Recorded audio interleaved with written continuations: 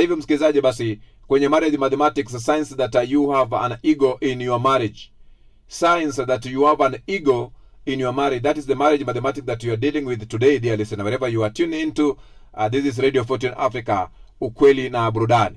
Signs that you have an ego in your marriage.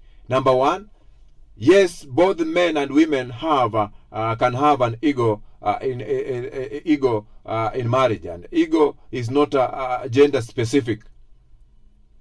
Ego is not gender specific. Number two, your spouse must do only the one thing that you want, maybe sex position you like. Sex is only about your pleasure. Yeah, that's an ego.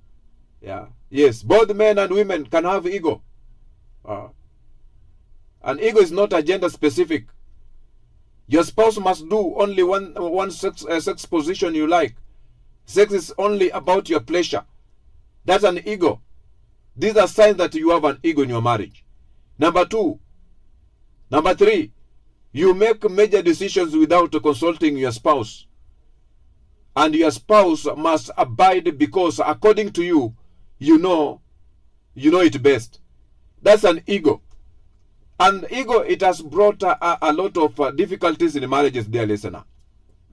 An egocentric ego, it has broken so many relationships and marriage.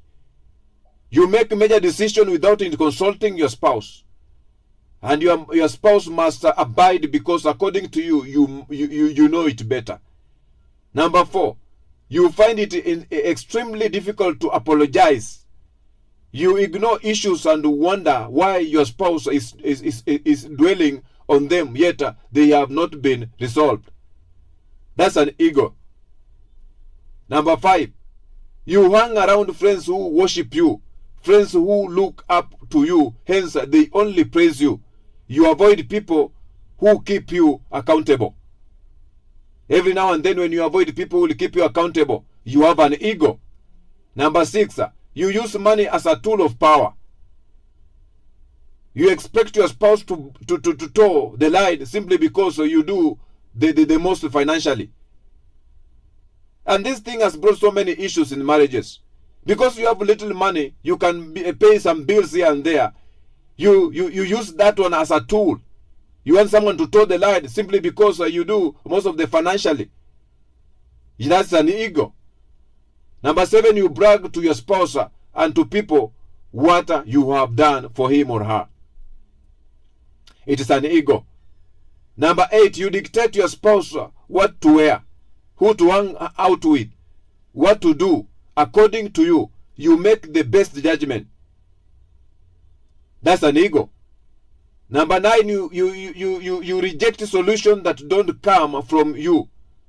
You will not participate in efforts such as counseling, mediation, and even prayer because they will reveal your flaws. No one can teach you. And you go out, you make so many mistakes. And this is the reason you find so many men who are hanging around with women. You will find so many ladies who are supposed to be married. They are single, but they are husband snatchers. They go into bed with other men who they are not their husbands.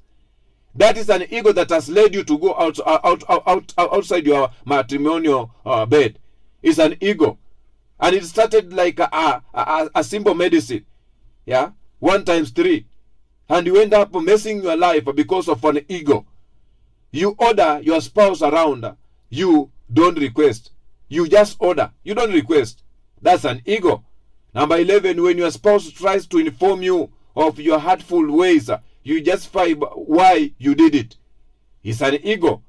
Number 12, when your spouse wrongs you, you take it as an opportunity to remind your spouse how you are better and behave better, or you run away.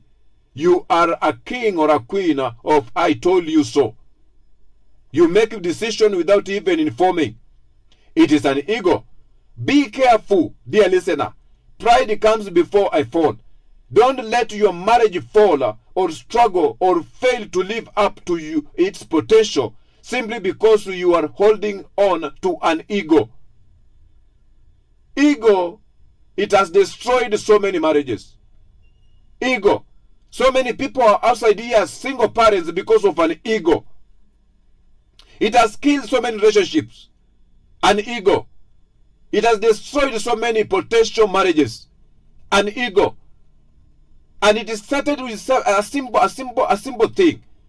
Be careful. Pride comes before a fall. And that is marriage mathematics today.